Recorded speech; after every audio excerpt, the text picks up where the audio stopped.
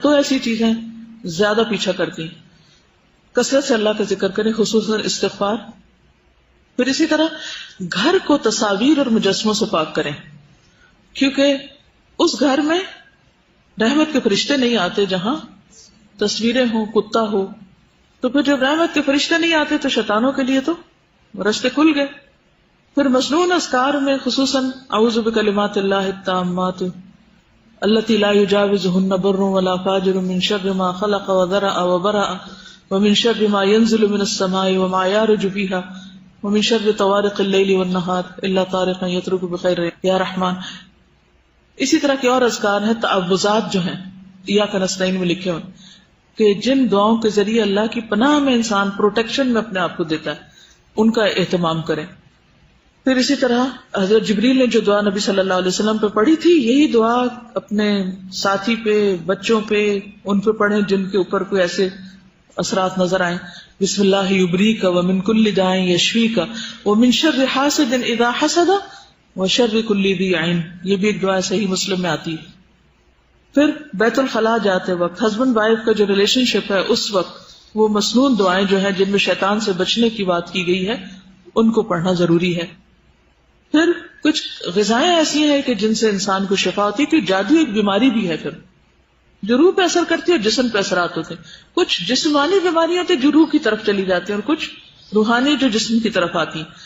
نبی صلی اللہ علیہ وسلم نے فرمایا، صحیح بخاری کی روایت ہے، جو شخص صبح کے وقت 7 کھجوریں کھائے گا اس روز وہ جادو اور زہر سے بچا رہے گا. یہ صحیح بخاری میں. پھر اسی طرح لا الہ الا اللہ وحدہ لا شریک لہ لہ الملک ولہ الحمد وہو علی کل شیء قدیر. حدیث میں آتا ہے دن میں جو 100 دفعہ پڑھے اسے 10 غلاموں کو آزاد کرنے کا ثواب ہوگا، 100 نیکیاں لکھی جائیں گی، 100 برائیاں مٹائی جائیں گی، اور اس دن وہ شیطان کے شر سے محفوظ رہے گا، یعنی خود پروٹیکشن میں آ جائے گا اللہ کی شام تک کے لیے. اور کوئی شخص اس دن اس سے بہتر عمل کرنے والا نہیں سمجھا جائے گا سوائے اس کے جو اس سے زیادہ کر لے، 100 سے زیادہ پڑھ لے. تو یہ کلمہ جو ہے یہ بہت ہی بہترین کلمہ، یہ بہترین دعا بھی ہے جو سارے انبیاء نے عرفات میں مانگی، اور نبی صلی اللہ علیہ وسلم بھی یہی پڑھا کرتے تھے. پھر مسجد میں جاتے ہوئے یہ دعا پڑھنی سکھائی گئی، اعوذ باللہ العظیم وبوجہہ الکریم وسلطانہ القدیم من الشیطان الرجیم.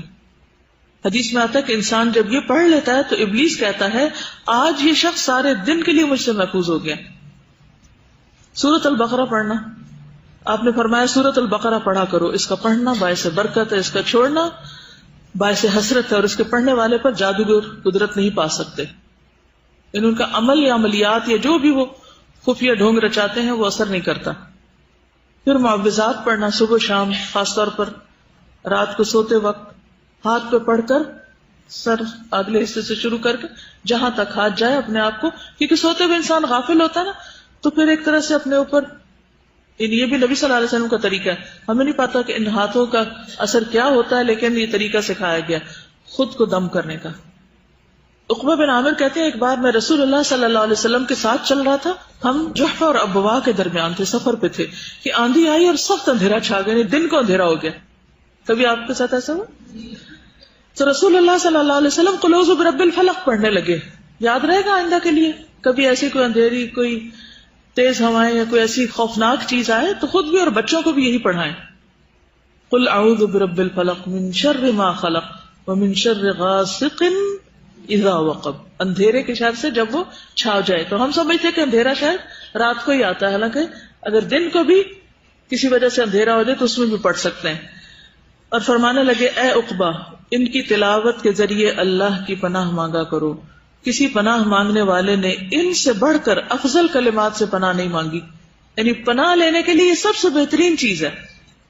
پھر اسی طرح حضرت جابر کہتے ہیں کہ رسول اللہ صلی اللہ علیہ وسلم نے فرمایا ہر بیماری کے لیے دوا ہے. جب کسی مریض کو صحیح طریقے پر بیماری کی دوا پہنچتی ہے تو اللہ کے حکم سے درست ہو جاتا ہے. اسی طرح نبی صلی اللہ علیہ وسلم پر جب جادو کیا گیا تھا تو آپ نے وہ چیز جس پر جادو کیا گیا تھا اس کو نکلوا کر زائل کیا تھا. تو اس کی کوشش کرنی چاہیے کہ اگر کہیں پتہ چل جائے دھاگے ہیں یا کوئی اور چیز کہیں لگی ہوئی ہے تو ان چیزوں کو ضائع کرنا چاہیے. آپ کو تو فرشتوں نے بتا دیا تھا. کہاں تھا وہ؟ کس کنویں میں تھا؟ بئر زروان میں، پتھر کے نیچے. پرانا کنواں تھا، کوئی جاتا بھی نہیں تھا وہاں دبا ہوا تھا. تو اب اگر نہیں ہے پتا ہمیں تو کیا کریں، کیسے پتا کرائیں؟ پھر کسی عامل کے پاس جا کے پتہ کرواؤ کہاں دبا ہوا ہے. اللہ سے دعا کریں کہ آپ کو دکھا دے. پھر کتاب اللہ سے علاج، رقیہ شرعیہ، اس کی CD بھی ایک بنائی گئی ہے. وہ مخصوص آیات جو پناہ کی، حفاظت کی دعائیں اور آیات ہیں، کیونکہ قرآن مجید میں آتا ہے وَنُنَزِّلُ مِنَ الْقُرْآنِ مَا هُوَ شِفَاءٌ وَرَحْمَةٌ لِلْمُؤْمِنِينَ. لیکن اس پر جتنا یقین ہوگا اتنی ہی قرآن کے ذریعے شفا ہوگی. لوگوں کو عام طور پر یقین نہیں ہوتا، کہتے ہیں پڑھتے ہیں فائدہ نہیں ہوتا، کیونکہ دل سے نہیں پڑھتے. وہ سمجھتے ہیں ہونا کچھ نہیں، بس مجبوراً. تو اس وقت تک پڑھتے رہے جب تک کہ فائدہ نظر آنے لگے. رسول اللہ صلی اللہ علیہ وسلم ایک مرتبہ گھر تشریف لائے تو دیکھا کہ عائشہ ایک عورت کو دم کر رہی ہیں رضی اللہ تعالیٰ عنہ. تو آپ نے فرمایا کتاب اللہ کے ساتھ اس کا علاج کرو. یہ صحیح ابن حبان کی روایت ہے. ٹھیک ہے، کیا فرمایا آپ نے؟ کتاب اللہ کے ساتھ علاج کرو. اسی طرح ایک اور روایت ہے سنن نبی داؤد کی. خارجہ بن سلط اپنے چچا سے نقل کرتے ہیں کہ ایک مرتبہ وہ رسول اللہ صلی اللہ علیہ وسلم کی خدمت میں حاضر ہوئے. جب واپس جانے لگے تو ایک قوم کے پاس سے گزر ہوا جن کے ہاں ایک مجنون آدمی تھا جسے انہوں نے لوہے کی زنجیروں میں باندھا ہوا تھا کیونکہ وہ وائلنٹ ہو جاتا ہوگا. تو گھر والے کہنے لگے کہ ہمیں معلوم ہے کہ تمہارا ساتھی کچھ خیر لے کر آیا ہے، کیا تمہارے پاس ایسی کوئی چیز ہے کہ جس سے یہ علاج کر سکو؟ تو کہتے میں نے سورۃ فاتح پڑھ کے دم کیا تو وہ ٹھیک ہو گیا. لیکن 3 دن تک یہ دم کیا گیا تھا. ایک اور روایت سے پتہ چلتا ہے، اور یہ پتہ چلتا ہے کہ جب وہ دم کر کے پھونک مارتے تھے تو وہ شخص تھوک دیتا تھا، یعنی جو مجنون تھا. لیکن آخر کار پھر وہ ہوش میں آ گیا. ایک دفعہ کرنے کے بعد چھوڑ نہ دیں وہ میں نے کیا تھا لیکن پھر اب کیا کروں، کچھ اور بتا دیں. نہیں، کرے جائیں جب تک فائدہ نہ ہو جائے. اچھا ایک اور چیز بھی، اگر آپ کسی کے اوپر پڑھنے لگے نا تو پہلے اپنے اوپر پڑھ لیں، خود کو پہلے محفوظ کریں. یہ نہ اس سے نکل کے آپ پہ جمپ لگا دے وہ. اچھا خود کو خود بھی دم کر سکتے ہیں، ضروری نہیں کسی عامل کے پاس آپ جائیں. اپنے درد والی جگہ پہ ہاتھ رکھیں، بسم اللہ بسم اللہ بسم اللہ، اعوذ بعزت اللہ وقدرتہ من شر ما اجد واحاذر 7 بار پڑھیں. اصل میں دیکھیے قرآن مجید تو خود پڑھنے کے لیے آیا نا. ٹھیک ہے بیمار خود نہیں پڑھ رہا تو گھر کا کوئی بندہ اور پڑھ دے اس کے لیے، ٹیپ لگا لیں اگر صحیح نہیں پڑھنا آتا خود. اچھا ایک اور چیز ہے کہ مریض پر دایاں ہاتھ پھیرتے ہوئے دم کریں. ٹھیک ہے، ہاتھ پھیر کے کریں، یہ بھی سنت سے ثابت ہے نا. پھر اسی طرح ہجامہ بھی جادو کا علاج ہے. اس میں کیا ہوتا ہے، خون نکلتا ہے، خون کے ذریعے وہ جن باہر آ جاتے ہیں، یعنی جب کٹ لگتے ہیں تو ان کو بھی لگ جاتا ہے تو ان کو باہر آنا پڑتا ہے. نبی صلی اللہ علیہ وسلم نے فرمایا من احتجم ل17 و19 و 21 کان شفاء من کل داء. جس نے قمری ماہ کی 17، 19 اور 21 تاریخوں کو سینگی لگوائی اسے ہر بیماری سے شفا ہوگی. سینگی سینگ سے نا، پہلے کپس نہیں ہوتے تھے تو سینگوں کے ذریعے سک کرتے تھے بلڈ کو. آپ صلی اللہ علیہ وسلم نے فرمایا اگر تمہاری دواؤں میں کسی میں بھلائی ہے تو پچنا لگوانے میں یا شہد پینے میں یا آگ سے داغنے میں، لیکن میں آگ سے داغنے کو پسند نہیں کرتا. تو پھر شربت محجم اور شربت عسل 2 چیزیں رہ جاتی ہیں. کلونجی میں ہر بیماری سے شفا ہے. کلونجی کا تیل جو ہے اس کو بھی متاثرہ حصے پہ درد والی جگہ پہ لگا کے سورۃ فاتح وغیرہ خود بھی پڑھا کریں. پھر شہد جو ہے اس کو پینا ڈائریکٹ جیسے کسی چھوٹے سے کپ میں ڈال کے اس کو پیئیں، کیونکہ نبی صلی اللہ علیہ وسلم نے اس کو یہاں جو شفا کے لیے بات کی گئی شربت عسل، یعنی اس کو پینے کی بات کی گئی، کھانے کی نہیں کی گئی. کوئی چیز چمچ سے کھائی جاتی ہے اور ڈائریکٹ منہ سے لگا کے پی جاتی تو طریقہ بھی ٹھیک ہونا چاہیے، یعنی جیسے ایک گھونٹ پی لیں، براہ راست پی لیں یا پانی میں ڈال کر پی لیں. ٹھیک ہے. زمزم کا پانی اس میں بھی شفا ہے. حدیث میں آتا ہے جس مقصد کے لیے پیا جائے. حدیث میں آتا ہے سلسلہ صحیحہ میں ہے روئے زمین پر سب سے بہترین پانی زمزم ہے، یہ بھوکے کے لیے کھانا اور بیماری سے شفا ہے. وہ شفا من السقم. پھر زیتون کا تیل، فرمایا زیتون کھاؤ اور اس کو لگاؤ، بے شک یہ مبارک درخت سے ہے. فإنه من شجرة مبارکۃ، قرآن پاک میں اس کے بارے میں آتا ہے. والدہن بھی، اسے مالش مساج وغیرہ جو کرتے ہیں. بیری کے پتوں سے علاج. ابن بطال نے ذکر کیا ہے کہ وہب بن منبہ کی کتابوں میں کہ سبز بیری کے 7 پتے لے کر اسے 2 پتھروں کے درمیان کوٹ لیں، اسے اتنے پانی میں ملا دیں، پھر اس پر آیت الکرسی اور آخری 3 قل پڑھیں، اس میں سے 3 گھونٹ پی لیں اور باقی سے غسل کریں. یہ بھی بیماریوں کو ختم کر دیتا ہے، کیونکہ بیری کا درخت بھی اس کا بھی ذکر، سدر جو ہے وہ قرآن مجید میں اس کا بھی ذکر آیا ہے. تو قرآن سے شفا ہے، تو قرآن میں جو فروٹس یا پھل یا پودے وغیرہ ذکر کیے گئے ہیں ان کو بھی اس مقصد کے لیے استعمال کیا جا سکتا ہے.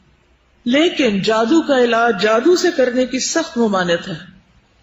جادوگروں جیسے عمل درست نہیں. ٹھیک. ليس منا من تطير او تطير له او تكهن او تكهن له او سحر او سحر له ومن اتى كاهنا فصدقه بما يقول فقد كفر بما انزل على محمد. صحیح الترغیب والترہیب. نبی صلی اللہ علیہ وسلم نے فرمایا وہ ہم سے نہیں جو فال لے یا اس کے لیے فال لی جائے یا نکالی جائے، یا جو کاہن بنے یا اس کے لیے کہانت کی جائے، اس کے لیے عمل کیا جائے. خود کاہن نہیں لیکن اس کے لیے کاہن عمل کر رہا ہے تو یہ درست نہیں. یا جو جادو کرے یا کروائے، یا جو کسی کاہن کے پاس آئے، عراف کے پاس آئے، جادوگر یا عامل کے پاس جانا منع ہے، یاد رکھیے، اور اس کی بات کی تصدیق کرے تو اس نے اس چیز کا انکار کر دیا جو محمد صلی اللہ علیہ وسلم لائے. یعنی یہ دو چیزیں آپس میں ٹکراتی ہیں. تو غیر شرعی جھاڑ پھنکار کے ذریعے علاج منع کیا گیا ہے. ایک اور حدیث ہے سنن نبی داؤد کی، جابر بن عبداللہ سے روایت ہے کہ رسول اللہ صلی اللہ علیہ وسلم سے نشرہ کے بارے میں پوچھا گیا. نشرہ تو آپ نے فرمایا یہ شیطانی عمل ہے. نشرہ جن یا جادو اتارنے کے لیے شرکیہ اور جاہلانہ منتر پڑھنا یا پڑھوانا، اس چیز کا نام ہے. کیا ہے نشرہ؟ شرکیہ عمل یا جادوگروں کے عملیات کے ذریعے جادو کا علاج کرانا. مثلا وہ کیا کرتے ہیں، بکرے کے ذریعے پتہ نہیں کوئی علاج کرتے ہیں. شاید لوگ کہتے ہیں کہ بکرا لاؤ، یہ بکرے کے پیسے مانگتے ہیں شاید، پھر اس کو شاید ذبح کرتے ہیں، پھر اس کے خون سے کچھ عمل کرتے ہیں. تو یہ ٹھیک نہیں، اس سے منع کیا گیا. اس طریقے پر علاج نہ کرائیں. جی جنات ہڈیاں بھی کھاتے ہیں نا، تو جنات کو شاید دیتے ہوں گے، یہ بھی ہو سکتا ہے. آپ نے ہڈی سے صفائی کرنے سے منع کیا نا، تو کیونکہ آپ نے فرمایا یہ تمہارے بھائی جنوں کی غذا ہے، تو جن جنوں سے وہ کام لیتے ہوں گے پہلے انہیں کھلاتے ہوں گے بکرے کی ہڈیاں یا خون پلاتے ہوں گے کسی کو، اللہ عالم. تو منتر پڑھنا یا پڑھوانا جو ہے یہ حرام ہے. آپ صلی اللہ علیہ وسلم نے فرمایا میری امت کے 70,000 لوگ بلا حساب جنت میں داخل ہوں گے. یہ وہ لوگ ہیں نہ جھاڑ پھونک کرواتے ہیں نہ فال لیتے ہیں بلکہ اپنے رب پر بھروسہ کرتے ہیں. تو اس میں بھی بعض علماء کہتے ہیں کہ اس سے مراد غلط قسم کی فال لینا یا شرکیت جو ہے دم ہے. قرآن پڑھنے سے منع نہیں کیا گیا، نہ ہی وہ توکل کے خلاف ہے، یعنی عاملوں کے پاس نہیں جاتے.